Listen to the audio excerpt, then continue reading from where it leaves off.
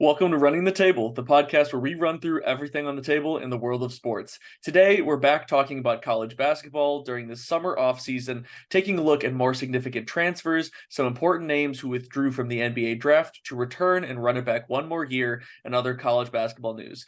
You know me, I love my college basketball, and it's my favorite thing to cover. But Drew, you ready? Transfer portal part two. Let's run it. We're back. There's obviously, as the transfer portal has continued to grow, it's become more and more popular, and there are a lot of significant names in there. And starting off with this second iteration, we've got Kel'el Ware joining the Indiana Hoosiers, which is a pretty significant move considering the fact of where the Hoosiers are at. Obviously, now just losing Trayce Jackson-Davis, their star staple center for these last quite a few years. So this 7-foot center joins the Hoosiers after his freshman season at Oregon, and he's going to look to compete with Malik Reneau for the starting center spot after the departure of Trayce Jackson-Davis this past season. He did have a pretty strong start to his freshman year, but he did find his minutes diminish. Ooh, that's hard to say. As the season progressed, he scored 18 points and 9 rebounds against the eventual national champion UConn back on November 24th, and then 17 points, 9 rebounds against Michigan State 2 days later. But once 2023 hit, he never saw more than 19 minutes per game and finished the season averaging 6.6 points per game, 4.1 rebounds, and 1.3 blocks per game. So Tim, it actually is really interesting that you mentioned the minutes, because once you get major playing time and then something changes, something flips, and then your minutes rapidly diminish, it only makes sense when you have the upside of a Kel'el Ware that you'll want to change your scenery. And this is going to be a perfect replacement for Trayce Jackson-Davis. But the real question, can he shoot though? yeah, and that's one of the things that makes him significantly different from what Indiana has seen over the past, quite a few years. I don't think we've really seen an Indiana center that has been like a stretch center and has been able to shoot the ball from deep for as probably about as far as I can remember. So with watching, college basketball, And that's a long, last long season. time. Exactly, yeah. Especially watching that Purdue IU rivalry growing up, I've seen so many iterations of these Hoosier teams. But for Ware, he made 15 of 55 3-point shots this past season, which is good for 27%, which isn't great, but it does mean that he will shoot them on He's gonna occasion. shoot him. Yes, it means that he will shoot them when given the opportunity, which opens up the door for the Hoosiers to be able to utilize him in a different way, and Mike Woodson to potentially open up, his offensive arsenal to run some different things. Now that you have a big that not only can shoot the ball, outside of the paint, but can potentially shoot the ball from three as well. Just like shoots jumpers, period.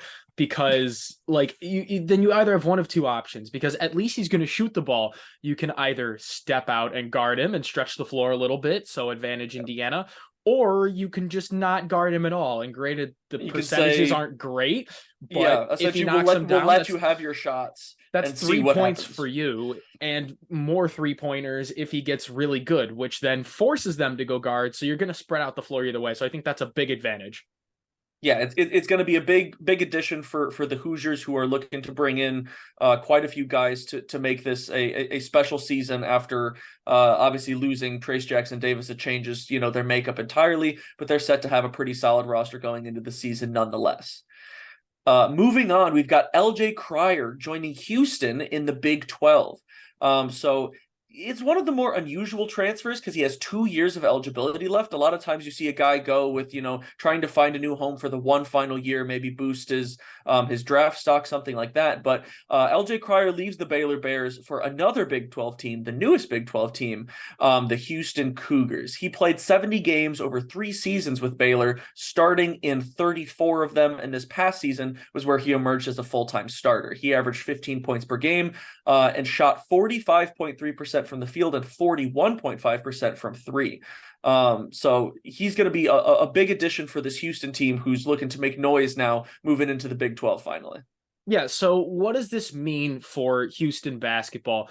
Because there's a lot of guys coming in, a few key guys coming out, and Houston joining a new conference, which I just kind of want to note that transfer is a little bit weird either way, that he's going from a Big 12 team to another Big 12 team. But I mean, Big 12 basketball is going to be really exciting Oh, with the elite. addition of Houston. It And I'm was sure, already elite, and now it just made it all the more competitive. and now like Cincinnati basketball gets better, UCF basketball gets better, BYU basketball gets better, It which boosts is the whole conference. weird to say, but that definitely helps them from a basketball standpoint. But Houston was already really, really, really good, and now they get even better. But what Kel'el Ware to Indiana and LJ Crowder to Houston have in common, at least those two schools, they couldn't beat Miami. This is true. They do have something in common, and maybe they could bond over that fact. But this That has Houston team nothing is, to do with LJ Cryer or Kel'el Ware. I just want to point hey, out that Miami beat them both in the tournament. hey, if I get to shoe in Purdue at every opportunity, you can shoe in the Canes. Yeah, good luck for me shoeing in Butler anywhere. Fair enough. But this Houston team definitely lost a lot from this past season, so it's going to be a very much a new look team. They lost Marcus Sasser to the NBA draft, as well as Jarris Walker, Go who Pacers. ended up joining the Indiana Pacers. I almost said Indianapolis Woo! Pacers, not quite. Nope, not Um, quite. Almost, but not quite. and as well as Tremont Mark, who transferred to Arkansas. Jamal Shed also declared for the NBA draft, but kept his decision and made the decision on deadline day to return to Houston to play out his senior season. So now you have a 1-2 combo of Shed at the point and Cryer at the 2, as well as an addition with Temple transfer Damian Dunn, who averaged 15.3 points per game last season, which gives you a lot of experience at the guard position, which Houston is definitely used to and kind of is getting to be known for in terms of having, an experienced and elite backcourt, because they've had that, for the better part of these last couple of seasons. Absolutely. They're known for developing those guards and having that really good guard play. If you're a guard with high upside and you get the opportunity to Houston or to go to Houston, more likely than not, you're going to take it because they are just a feeder of NBA talent. You mentioned Marcus Sasser. He went to the NBA, joins a relatively long list of Houston NBA products. And now they have that nice blend of experience and also youth, which they did bring in some really good recruits because Houston basketball is just that good now. Yeah, Houston basketball continues to be on the rise, and they've, pretty much established themselves firmly now as a basketball powerhouse. Obviously they haven't necessarily had a ton of overall success like you talk about a lot of the blue bloods and championships and NCAA tournament runs, but they are competing year in and year out, and because of that they brought in a top 5 incoming freshman class, so they're definitely not in a bad situation overall, but their expectations as a team are probably some of the most unpredictable because of their significant roster turnover, and of course now being in a new tougher conference for this upcoming season. But moving on, we've got Adrian, known as Ace Baldwin Jr., joins Mike Rhodes in the move to Penn State. So the Rams' leading scorer from this past season averaged 12.7 points, 5.8 assists, and 2.2 steals per game. And with the program dealing with significant turnover and head coach Mike Rhodes leaving for Penn State, Baldwin decided the time had come as well. And he went and made the move to the Nittany Lions along with him, which shows, the influence that Mike Rhodes had on that program, and obviously the relationship that he had with Ace Baldwin Jr. Certainly, influenced that decision for where he ended up. So he ended up going to a Penn State team that is going through a pretty much complete roster overhaul of their own. In total, they lost 5 players to the transfer portal, 5 used up their eligibility, and 1 declared for the NBA draft. So you look at almost like your entire team just gone in some way, shape, or form. So they've Now got that a sounds lot like of Butler moves basketball to me. Yeah, that is something that Butler has had a fair bit of experience with. But I think what this shows is not just Ace Baldwin and Mike Rhodes' relationship in general. It's the impact that a coach has on recruiting, because you don't necessarily go in to buy into like a program. Some people get recruited by that coach, and loyalty to that coach means a lot. It's not necessarily the school sometimes as it is the coach, because sometimes when a coach leaves, you expect a lot of roster overhaul, and some guys will decide to follow that coach and that familiar system to that school. You've seen it with Rick Pitino in St. John's is another good example. He brought in a few transfers from his old school at Iona. They're used to the Pitino system. You bought into his program, and just because the school's different, you just bring in those transfers ahead of them. Yeah, and that's what the transfer portal really has opened up. Obviously, we talk about all the usual cases of guys, moving just to find new situations. But now you open up the door of the influence that a coach can have in terms of joining a new program and potentially, as what's his name? Colorado football, Deion Sanders, that guy. Just gotta walk yourself through it every once in a while. Like you've Hall of Famer Deion Sanders. That be the one, but Leon like Sandcastle. We've experienced with him in Colorado. He said, I'm bringing my bags with me, and they're Louis. So those big name coaches. And it's a more extreme example that they have. Yes, but it shows that the influence that they can have. Proves and a point. You've seen that Mike Rhoades has that kind of effect with his previous program coming to Penn State, because he also brought along Nick Kern Jr. So all of a sudden you're bringing in guys that see the opportunity to join a team that already had some pretty significant success, I would say, for Penn State last year in terms of what they have been used to previously over the last, they came out of nowhere. I'm not used to Penn State basketball being this good, not even close. Yeah, exactly. Micah Shrewsbury did some fantastic things with that program, and obviously now he's moved on, but now they're hoping to keep that level of success with Mike Rhoades. Yeah, I mean, you look at Penn State's success last year, like we did the Boom Buster Believable series. Penn State was one of the last teams that you covered.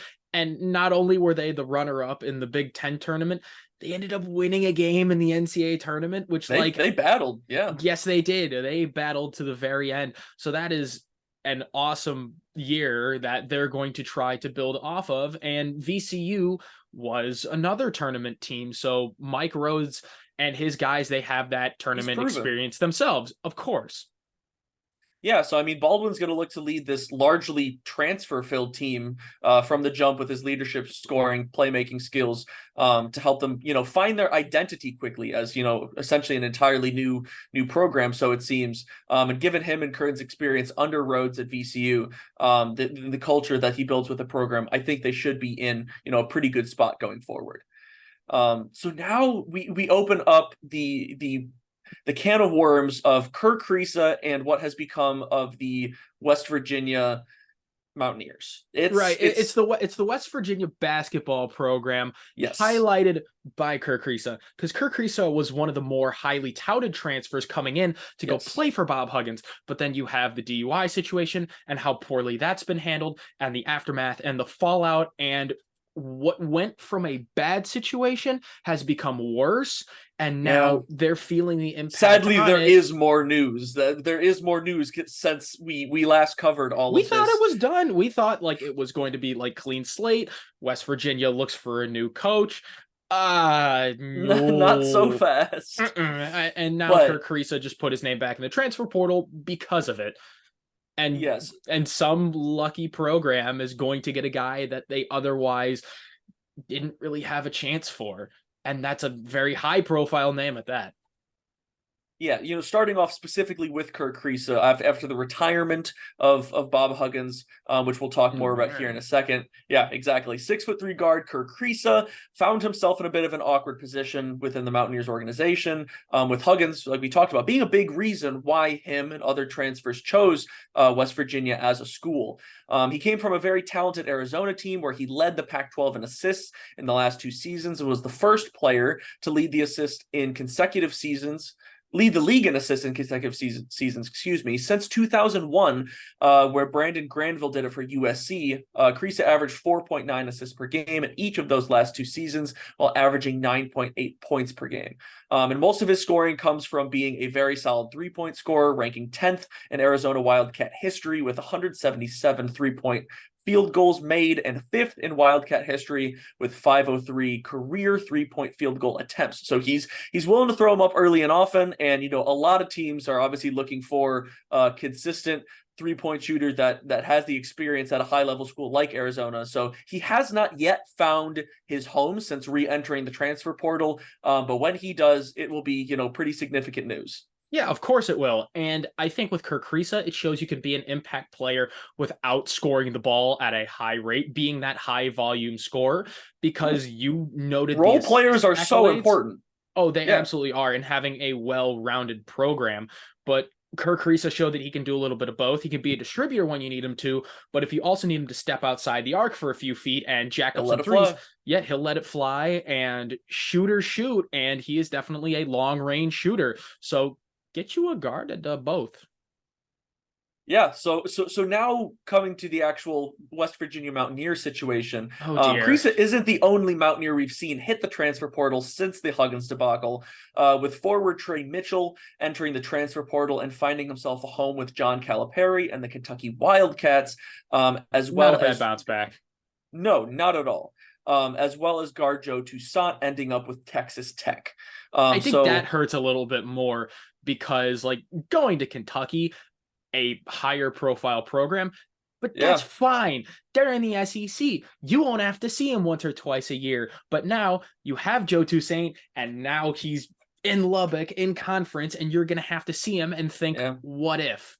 And and sucks. Yeah, and this is a Texas Tech team that's obviously looking to rebuild after a pretty rough start to the season last season, and getting a guy like him obviously helps them significantly. But that, of course, brings us to Bob Huggins, who we talked about this situation earlier, but he's found a way to make his own situation worse. After coming out recently in a public letter to claim that he never technically resigned from the school and wants to return to the Mountaineers, as he said, quote, "I have a strong desire to conclude my career at West Virginia." No, do you now? Yeah. So the question is, does West Virginia have a strong desire to have him conclude his career there? And the answer to that, plain and simple, is no. Well, technically speaking, he could never coach again and conclude his career as the head coach of West Virginia. Let's just say maybe coaching again at West Virginia. Because now there's a whole legal battle between West Virginia and Huggins' lawyer, of course, with Huggins' side claiming legal threat of action, or a threat of legal action, if he's not reinstated and rehired. And West Virginia basically said, nope, you're done. As sources have told CBS Sports that Huggins has no chance at coaching at West Virginia again. Legal threat of action. Yep. Hey, I mean, it's legal, it's a threat, and he's threatening action.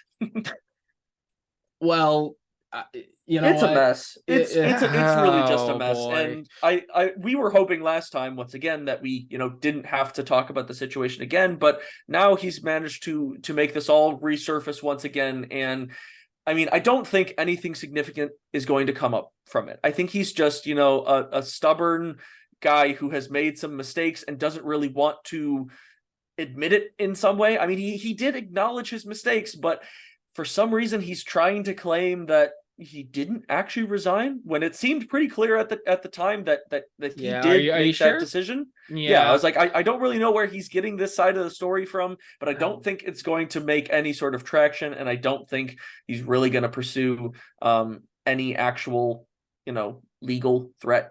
But we'll see. Yeah, that's pretty much what I was going to say. We'll see what happens, but I will say this. When you're in quicksand and you're drowning, don't fight. He's drown flailing faster and you'll make it worse. And you're right. Yeah. Bob Huggins is flailing for something to grab on, but it's quicksand, so everything sinks. It's a bad situation turned worse. There's really not much more we can say about it. I think we have to do the same as Bob Huggins and just move on. Yeah. The problem is he's making this worse for himself, and he's making his chances at coaching again anywhere slimmer and slimmer by the day. But letting go is difficult. Letting go of something that was once good is incredibly difficult. And this is not just a metaphor for Bob Huggins. For life in general. No, seriously, I didn't mean to get this deep, but it really is a metaphor running the table therapy for life itself. Dude, You know what? If y'all want therapy sessions with us at Running the Mental Table, health episode? dude, might have to. Could be a move. Let us know.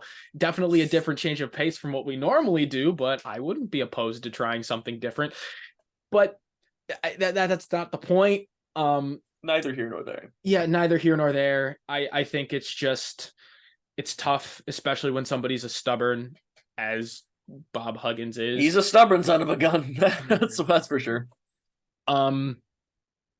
And like Forrest Gump, that's all I have to say about that.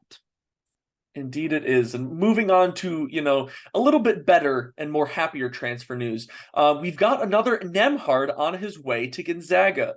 The number 2 point guard in the transfer portal is taking his talents to the Zags, choosing Gonzaga over the likes of Arizona, Alabama, and UCF. I'm taking my talents to Spokane. Not South Beach. It's not quite South Beach. It's not quite the scenery or environment, but it is a college basketball hub, and they're obviously looking to retool and fill some of their talent gaps. Ryan Nembhard averaged 12.1 points and 4.8 assists per game in 37 starts this past season, helping to lead a star-studded Creighton team to the Elite Eight before falling to the national runner-up San Diego State.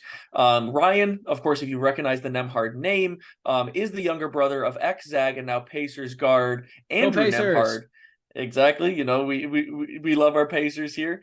Well, I do, Tim. You're a Bulls fan, but I mean, it's not that I dislike the Pacers. They're a team that's kind of another one where I would like to see them succeed. I have nothing against them, but I'm not an outright fan. I am. Exactly. But Ryan is looking to continue the Nembhard excellence at Gonzaga after his brother Andrew did so well for that program and has now made his way to the NBA and is continuing to work his way up that Pacers chain of command. But Nembhard joins Graham Ike as the Zags' 2 significant transfer portal adds after Gonzaga lost a lot of pieces from last year's roster like Julian Strother, Drew Timme, Rasir Bolden, and Malachi Smith. Gonzaga should be set with their additions to compete once again atop of the West Coast Conference as they enter the post-Drew Timme era, which for the rest of us college basketball fans has felt like half of forever, despite him only being there for the traditional 4 years. But there's still a part of me that thinks Drew Timme is going to come back and play another 4 years at Gonzaga. He's just going to come storming out of the tunnel like, I'm back. Because he did go undrafted. You thought I wasn't eligible? Check again. Unlimited Drew years Timme makes himself eligible. The Drew Timme clause in the NCAA Constitution states that Drew Timme gets unlimited years of eligibility. We'll just see old man Drew Timme coming out in 2050, still repping Gonzaga and still dropping double doubles all the time. Oh my goodness! But it's the Zags though; they should be fine. If that's a program that has built themselves over the years and had that sustained success, I'd wager they're not going anywhere. They're going to be a top 25 team. They're going to be one of the highest seeds in the tournament, and expectations are going to be way too high for them to fall short again because, of course, this is the year. Of course. Yeah, I mean, with Gonzaga, they always have guys that they continue to work within their program. They have some other guys that are going to be looking to step up, of course, but having talents like Ryan Nembhard and Graham Ike step help from previously established programs and what they've done back in their other teams, it still will be a very big help for their roster going forward. So moving on to our last transfer here, we've got Matthew Cleveland and jumping ship from Florida State to join the Hurricanes. So obviously, you know how much we love the U here on Running the Table, but this is a pretty significant move. Not often do you see a team jump from one rival to another, but here we are nonetheless. He's jumping from the struggling Florida State program to the Red Hot Canes. So, I mean, it does make sense. And he's going to look to make an instant impact along with Miami's recent success with transfers. Guys like Nigel Pack and Jordan Miller helped take Miami from a very solid team to an elite scoring team this past season, with both transferring in from different schools to instantly spark this Canes team, averaging 13.8 points and 15.4 points apiece, respectively. So, I mean, Drew, you watch these guys and you know them better than ever. What can Matthew Cleveland, bring to this Canes team? All I gotta say, suck it, Florida State. I was gonna say, you're certainly not unhappy by this decision. Get bent. Get absolutely bent. I cannot stand Florida State. I hate them with a burning passion, so I will have no issue letting my bias show. Tim, you do a really good job of not letting your anti-IU bias show. Oh, not me. Not You me. don't care at all. No, not even a little I bit. try to keep the professional analyst side, here on the No, channel, screw but that. I hate FSU so much. And Matthew Cleveland was one of their top producers, and now he went from the depths of hell into the gates of heaven. So it's good that he's chosen the good guys now. The ironic thing about Matthew Cleveland, though, is if you remember when FSU played Miami in Coral Gables, it was Matthew Cleveland himself that put the dagger in Miami's heart with a 3-quarter heave buzzer beater for Florida State. if you can beat them, still join them. Well, you know what? If you could pull off a miracle to beat them, join them, and now there will be no more miracles. Leave your old not very good team and join a new, significantly, clearly better team. But all jokes aside, all FSU hate aside, and there will be a lot of it when we talk Miami FSU with me. There is absolutely no doubt about that. What Matthew Cleveland will provide is he will replace the guys like Jordan Miller and Isaiah Wong that were drafted, and it's going to be a big boost because you return a lot of those guys. Norchad Omier is still there, which is a big cog. Miami ran a smaller lineup anyway, so having a guy like Matthew Cleveland that can score the basketball and fill in is huge. And he's 6'7", so that certainly helps, just on the general height factor of things, of having more height at your wings. But yeah, so Cleveland average. Cleveland, this is for the U. Yeah. Yeah, no, it really is, and it's quite a move because he averaged 13.8 points and 7.4 rebounds per game as that 6'7" forward for the Seminoles this past season. So now he's joining Miami to team up with returning Hurricane standouts in Nigel Pack and Norchad Omier, like you talked about. They're good basketball players, and so is Matthew Cleveland. They're essentially creating the newest big three. Took his talents scorers to South Beach to create a big three, and we'll see if they can run it back to the Final Four. I mean, like we said, Miami's previous 2 stops were the Elite 8 and the Final Four, so I smell 2025 March Madness champion Miami Hurricanes in the horizon. Keep taking one more step, and you'll eventually reach the mountaintop. Yeah, I mean, they've been on a sort of meteoric rise as a college basketball program, and as Jim Larrañaga has done with them, I mean, they've established essentially how you can use high-profile transfers within a program to make instant impacts. With the guys last year, and now a guy like Matthew Cleveland, they are a program that is very open to introducing those guys and bringing them in and working them in to boost your program, and it's worked out very well for them so far. And I see that it'll probably continue to work out. They're not going to be quite as stacked in terms of talent wise maybe as they were this past season, but the big thing that nobody ever knows is who's going to make that big step up from guys who didn't maybe have a huge impact. All you got to do is get hot. All you got to do is contribute. You got next man up, get hot at the right time, buy in. And you know what, Miami has 5 national championship trophies, and football should be 6. I hate you, Ohio State. Let's add an NCAA trophy to that mix. Why don't we? Let's win a tournament for once. Come on. The trophy case is missing something. So who knows? This could be the year. Hey, they're making their way. You can keep booking that prediction, and maybe sometime down the line when it comes through, well, maybe we'll have a 20-minute video of how many times you have simply just booked Miami as national champions. But nonetheless, they are a program that is continuing to look better and better, and going to win the national championship in the next few years.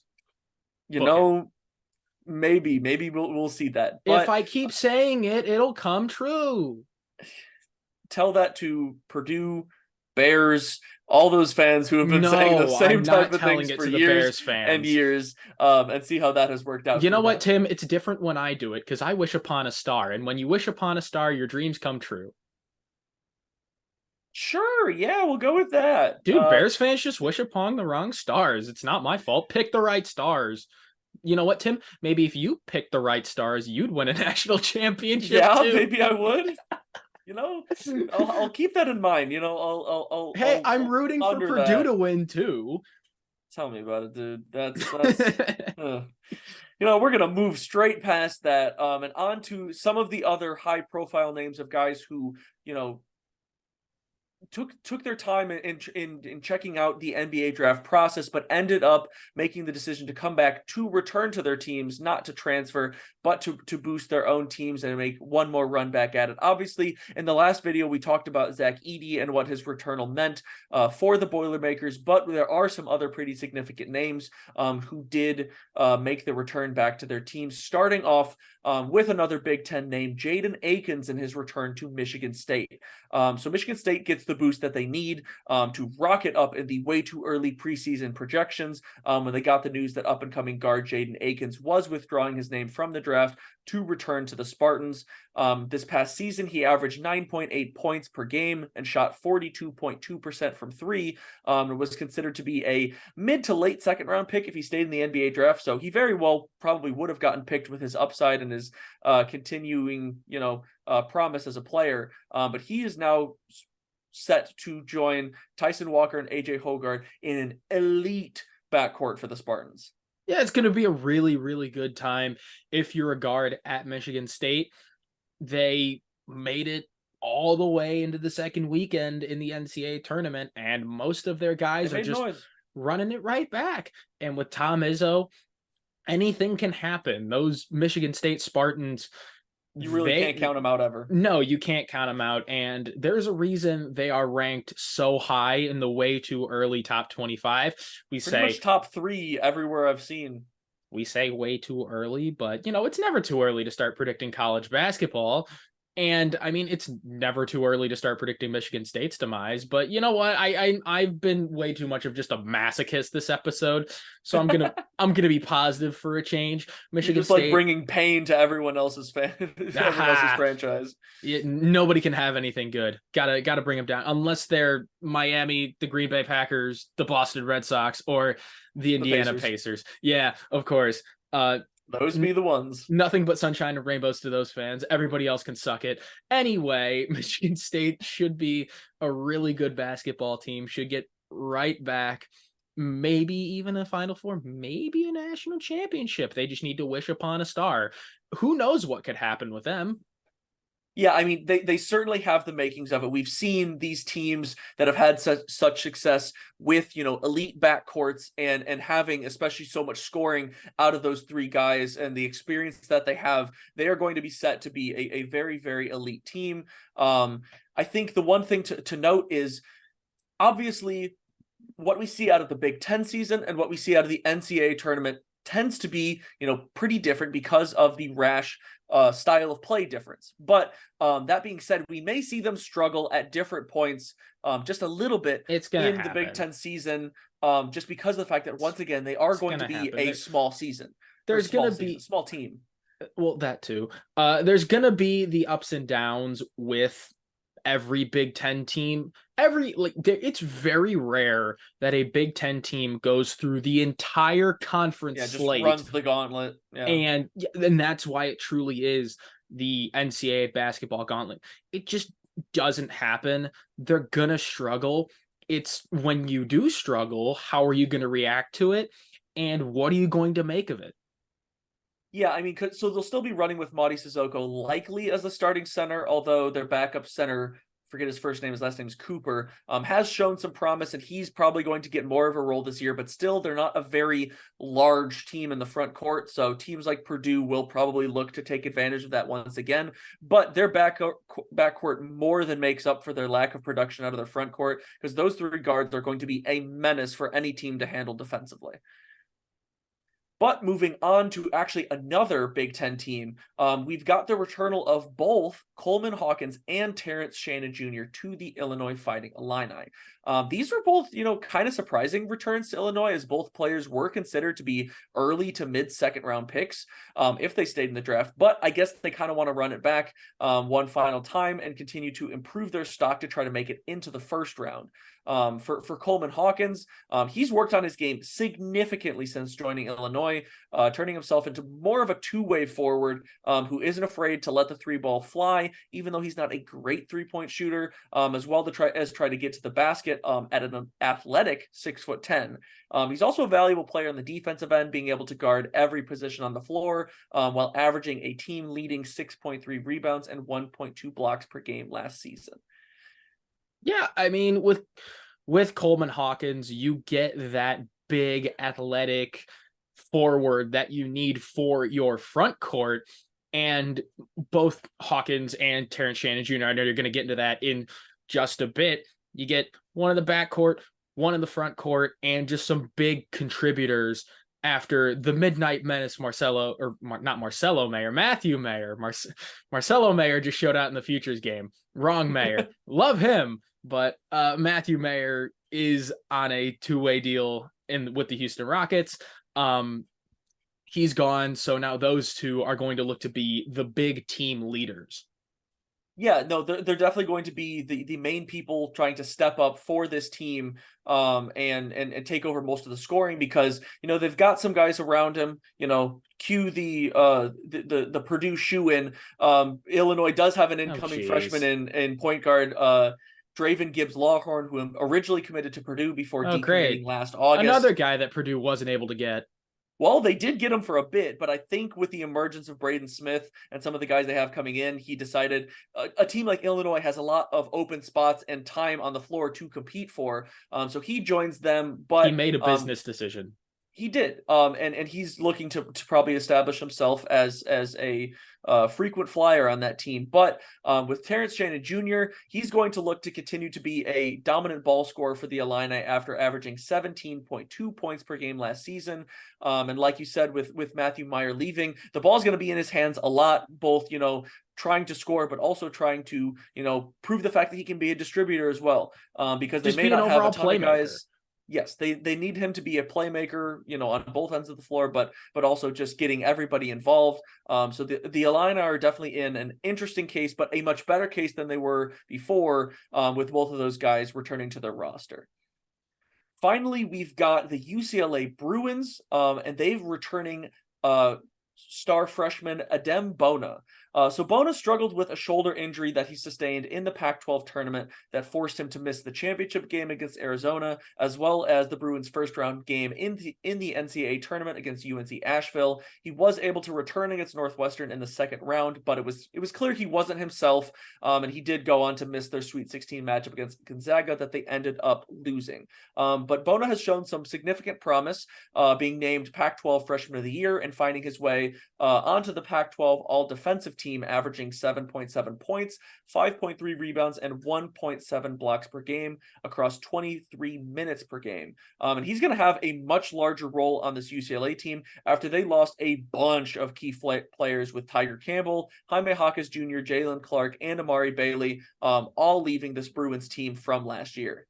And that would make sense as why he would come back, because if your draft stock isn't really there, and you're in that shoulder injury definitely damaged his stock, because he very likely, with him being a freshman and being young and his promise to continue to get better and better, he likely could have been a first-round prospect if he was healthy. But that shoulder injury, he needs to get that right, and then UCLA has the opportunity is absolutely there for him to continue to emerge.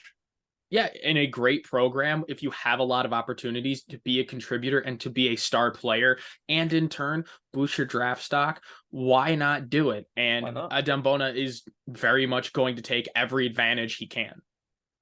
Absolutely, because the Bruins are kind of wide open. They lost their top 5 scorers from this past season and haven't made a ton of significant moves in the transfer portal, except for I want to say it's probably Lazar Stefanovic, very cool name. Laser beam. That's immediately what I think of with Lazar. If you think of laser beam, no, it's Lazar.